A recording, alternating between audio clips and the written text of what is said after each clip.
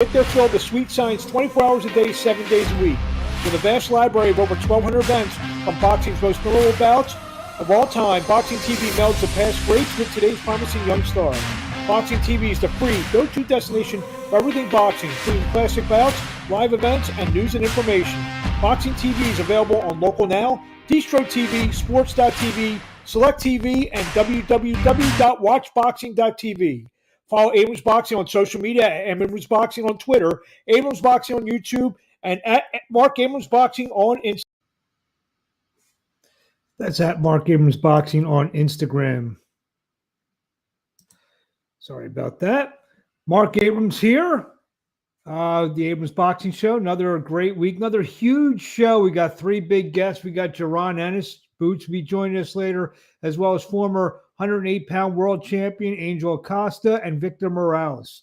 Let's get to it, as we have a ton of news to get to, a ton of fights to get to preview, to review. But most, obviously, the biggest news of the week was Saturday night in Las Vegas at the T-Mobile Arena. It was Dmitry Bivol went to 20-0 as he made the 11th defense of various WBA light heavyweight titles. Some were interim, regular, but now he's the WBA light heavyweight champion with an emphatic 12-round unanimous decision over pound-for-pound king and the legendary Canelo Alvarez, in what you have to term is a big upset. Canelo was as much as a 5-1 favorite, maybe a little bit more, maybe a little bit more than 5-1 favorite. Scores were 115, 113 on all cards. The fight was not that close. Some interesting scoring, to say the least, as all three judges not only gave Canelo Alvarez the first 4 rounds of this fight, but they agreed on all 36 possible scorecards in terms of the rounds, 12 rounds on 3 different scorecards, which, you know, it was a somewhat close fight. There were some somewhat close rounds. So it's hard for me to believe that they all agreed on the same scores for each round. But after about the 5th or 6th round, you could see the writing on the wall that it was going to be a long night, a tough night for Canelo Alvarez, as I don't call it basic style, but Dmitry Bivol, he got it rocking and rolling. He just did what he does. The little 3-4 punch combinations, get in, get out.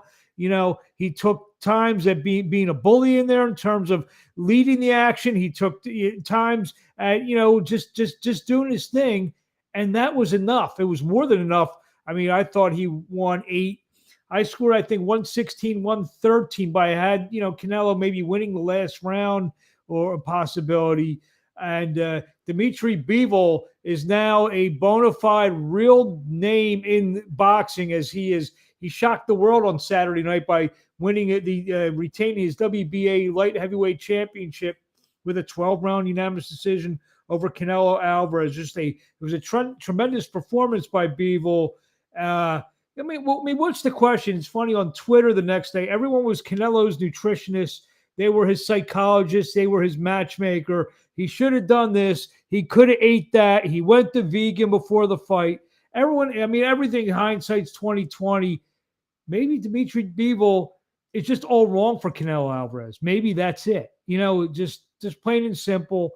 And Dmitry Bivol, again, wins the unanimous decision, and he will you know, possibly get the rematch. I think they're leaning that way towards a rematch in September. Obviously, the plans were for Canelo to face Gennady Golovkin. That has to be put on hold. The good thing about Canelo, he's still the 168-pound undisputed champion, and he has all 4 belts. So he's going to have options, whether it's fighting Golovkin at 168 or some of the other guys that have been mentioned. I know they were planning a 3rd fight in December, you know, for Canelo this year, had he won Saturday and in September. We'll see what happens with that situation in December. So, you know, like I said, the fight basically turned, like I said before, after the first few rounds, where Canelo just started to, you know, maybe wilt a little bit, and Dmitry Bivol took control. So we're going to see what's going to happen in September. My money is on the rematch. Canelo Alvarez is a guy who, he wants to right what he's perceiving as a wrong in terms of losing the fight on Saturday night. There's really nothing special on the undercard. Montana Love got a win over Gabriel Gala, Shakram Jayasa, Marc Castro, Zhang Zhilei, all post victories on the undercard.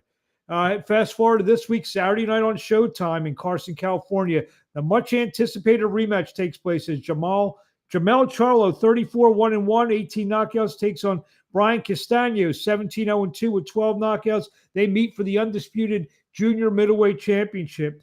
Obviously, this rematch from last July 17th was a draw. A lot of people thought Castano won. It was a very exciting fight. Castano pushed the pace. I expect him to do the same thing on Saturday night. And I expect another outstanding fight. I think Jamel Charlo is going to make all the proper adjustments and maybe eke out a split decision victory on Saturday night against Bryan Castano in Carson, California. The co-feature on Saturday night will pit Jaron Ennis, 28-0 with 26 knockouts, as he takes on fellow undefeated welterweight Custio Clayton. Clayton, 19-0-1 with 12 knockouts. I mean, I believe this is the toughest fight for Jaron Ennis to this date. So and it's an elimination bout. So if Ennis, and I expect Ennis to have a big performance on Saturday night, does that, everyone's going to start clamoring for him to fight a world title fight against Spence or Crawford. So, that remains to be seen on Saturday night. I had a chance to talk to Jaron Ennis last week, and this is how it went. Can't wait to see him shine. I'm ready to see Cardo shine. Okay, that works for me. 2 weeks away, Custio Clayton. Last I talked to you, it was like 7-8 weeks away. Now we're 2 weeks away. Yeah.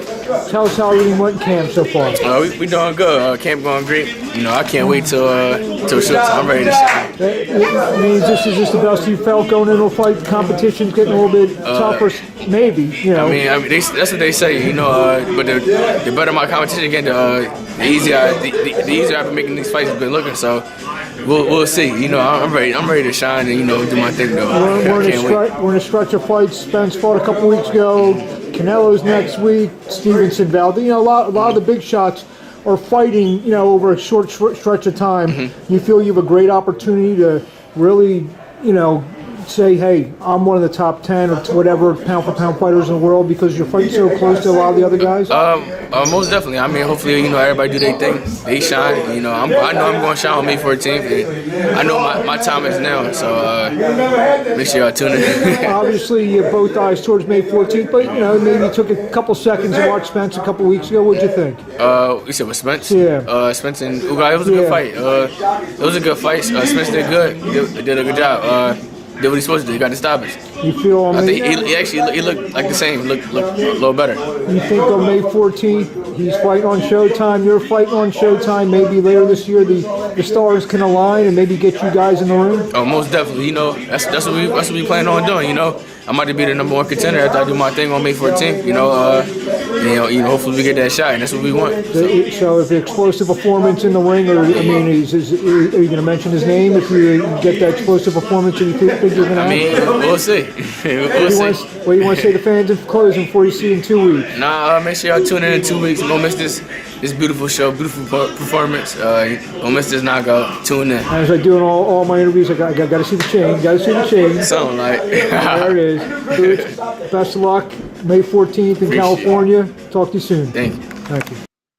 There you have it, Jaron Ennis, who's just one of the top fighters in the world Saturday night. I think he's going to have another explosive performance against a tough customer, a former Olympian, undefeated, 19-0-1, Custio Clayton. So that's a heck of a card on Showtime. Before Saturday night, Thursday night in Indio, California, live on DAZN. DAZN is Golden Boys coming back with their second installment of their prospect series, and the main event will see former light flyweight champion Angel Acosta, 24. Where's his record? 22-3, 21 knockouts. Take on Janelle Rivera, 18-8-3, 12 knockouts. So Acosta wants one more go at it. And I had a chance to speak to the former light flyweight champion of the world, Angel Acosta, and this is how it went. Okay, whenever you're ready.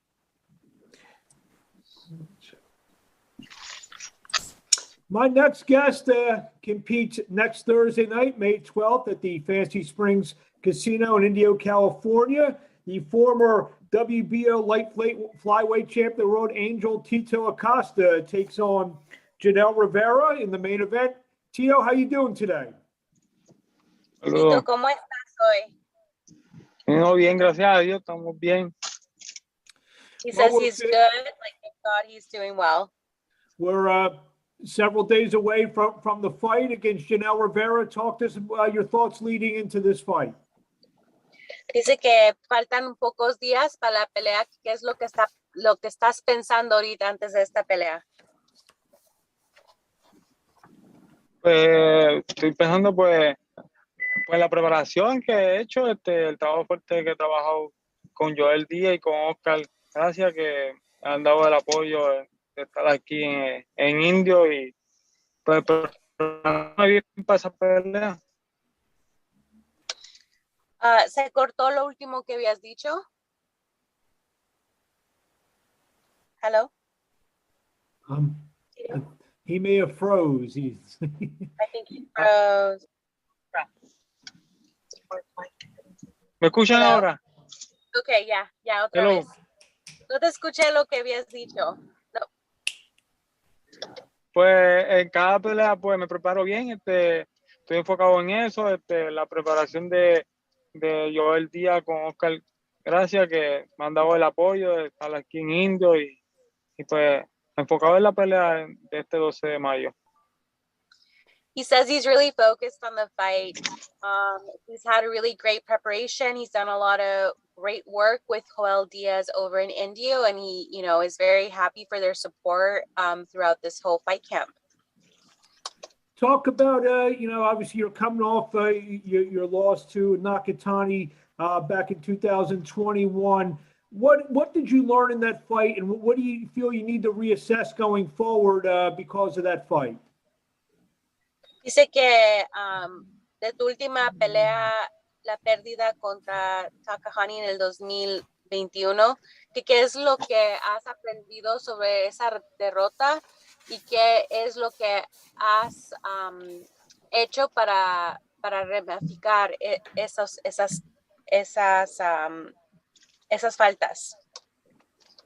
Sí aprendí mucho en la derrota del 2021 contra Justo Nakatani. Pues yo venía de muchos problemas para esa pelea. Pues el día mi suegro, que era mi entrenador, y pues me vine para Indio a acoplarme acá con Joel Díaz y con Oscar, con el equipo acá. Y pues yo creo que fue muy poco tiempo para prepararme bien para la pelea y enfocarme. Y pues, y no podía tumbarla, ya esa pelea se había hablado del 2019, del 2020, que día. Por la pandemia pues se atrasó mucho. Y pues nosotros decidimos agarrar la pelea y pues sucedió lo que sucedió, me agarró con un buen golpe y pues he aprendido mucho de esa derrota. He said he learned a lot from that loss. He had some personal problems going into that fight.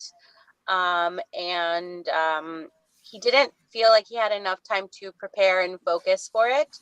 I think there was a trainer issue with the preparation for the fight, and that's when they came over to Joel Diaz Indio. But he said, unfortunately, the fight didn't go the way he wanted to. He had a long layoff because of the pandemic. He had this opportunity. He decided to take it, but he didn't feel like he prepared enough. And what happened was, the other fighter caught him, and that's kind of what ended up happening. Rivera is also from Puerto Rico. Does that make me a little bit extra to fight another fighter from Puerto Rico? Dice que Rivera también es de Puerto Rico. ¿Cómo te sientes pelear contra otro peleador de Puerto Rico? Pues no es la primera vez que peleo con uno de Puerto Rico. llevo años sin pelear con uno, pero en mi principio de mi carrera fueron casi la mayoría puertorriqueños y pues sería uno más en mi récord, pelear con uno de Puerto Rico. El muchacho que voy a pelear con él, pues ya los conocemos, como quien dice, en el sparring. Fuimos en principio de mi carrera, pues a hacer el sparring con él y pues va a ser una pelea interesante y para el público de acá de Indio, Fantasy.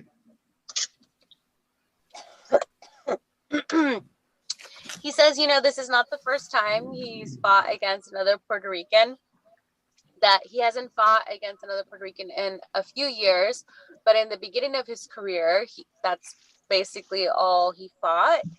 And, he does know Rivera from sparring from the beginning of his career, so he is familiar with him.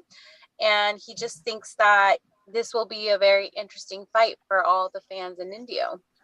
You feel with a big performance on May the 12th that you deserve and will get another title shot right away? Dice que si después de pelear y tener una buena pelea el 12 de mayo, si piensas que eso te puede dar otra oportunidad al campeonato mundial. Sería pues esta pelea, pues saliendo bien de la pelea, tendría que seguro hacer una pelea para clasificarme, para volver para el título mundial. Pero como quien dice, serían esta y otra pelea más. He says, coming out of this fight, the goal would be to take another fight to kind of qualify for that. Maybe like, I don't know, sometimes there's fights that you can do to qualify to be in the rankings for a world title. So after this fight, he would plan to do that. And then, of course, hopefully seek that out. Last question. If I'm not mistaken, your wife is also a professional boxer. How's that, when you go home to your wife and everything like that, you guys each know what you go through and the tough days of being a professional boxer. How great is that to, your wife understands everything that you go through and what she goes through? Dice que tu esposa también es una boxeadora profesional, que cómo es yendo a tu casa con ella, que ella te entiende lo difícil de lo que es ser boxeador, que cómo te sientes por tener a alguien que te puede entender esos días difíciles que uno tiene a veces. Bueno, sí, cuando obviamente entramos juntos y pues cuando llegamos a la casa ella me entiende, pues ella sabe el momento que estoy cansado, cuando no estoy, y pues ella siempre me ha apoyado, me hace la comida, lo que suponer lo que yo quiera comer, pues ella me lo hace, y yo le digo, quiero comer esto, y me lo hace, y pues tengo ese apoyo de ella, y ella conoce obviamente cómo es esto, de hacer peso, de salir del gimnasio cansado, y ella conoce, y por eso pues la tengo al lado mío. Ella siempre me ha apoyado.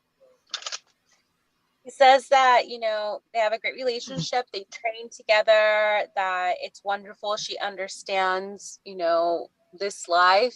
She's super supportive. That sometimes, when there are tough days and he wants some special dinner or anything, that she'll make it for him. She understands the difficulties of making weight, of being tired after a long training session. He's just very fortunate to have someone on his side that is very supportive and understanding.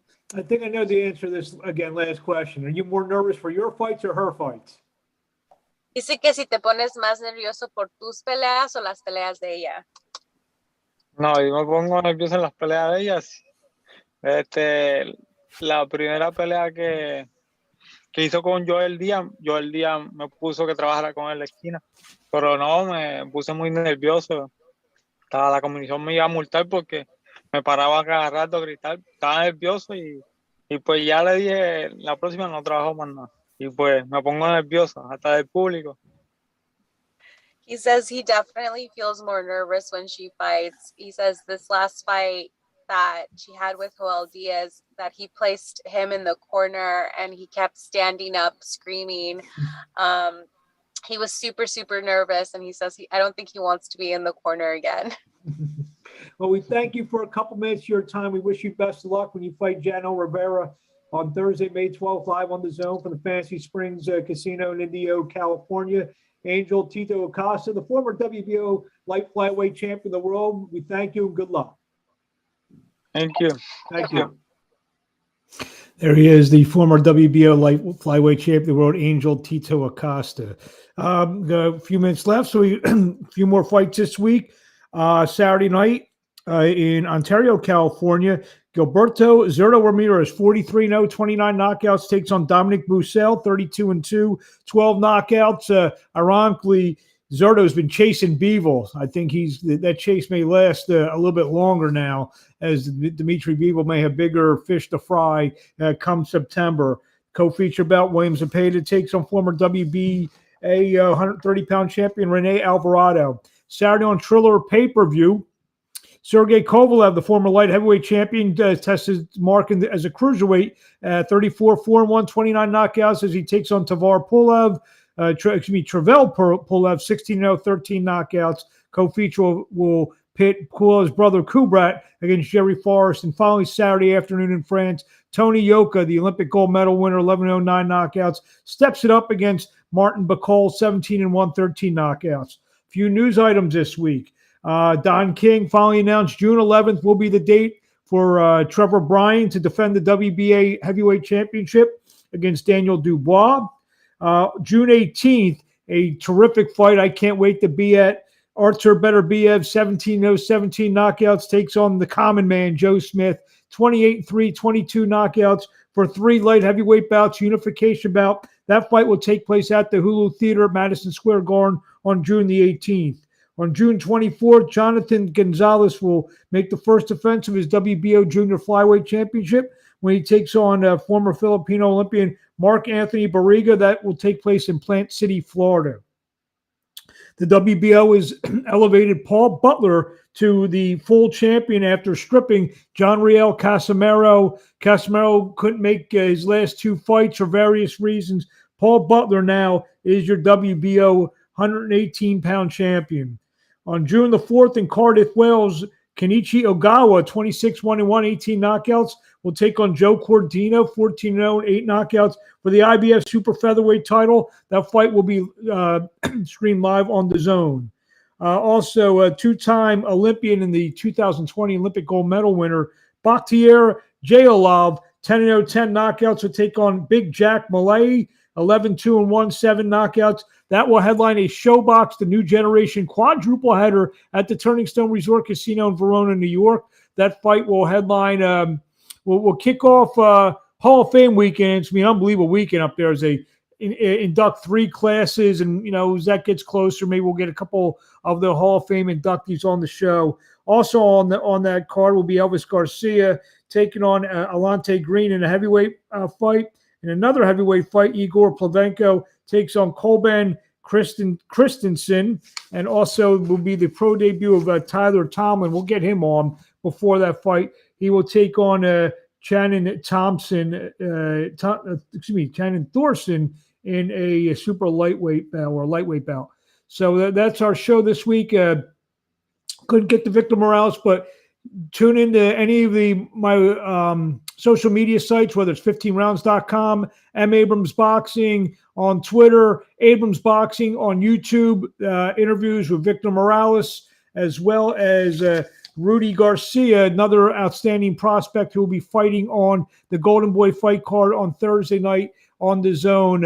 Also, you can email the show at phillyboxing@gmail.com. If you, we're going to start reading some emails, and I have plenty of gifts to give away, plenty of giveaways, some great books, awesome boxing books to give away. So email the Abrams Boxing Show at phillyboxing@gmail.com. Put in the subject line Abrams Boxing Show. We'll read your emails on the air and have a chance to win a prize. I'd like to thank everyone for joining in this week. Again, great fight on Saturday night between Jermell Charlo and Bryan Castano. There's still a lot of talk about Canelo Alvarez, his defeat to Dmitry Bivol, what he will do next. So drop us a line, and we will discuss all those topics. And, I can't wait to hear from all the great boxing fans all around the world. Until next week, I'm Marc Abrams, and we will see you on the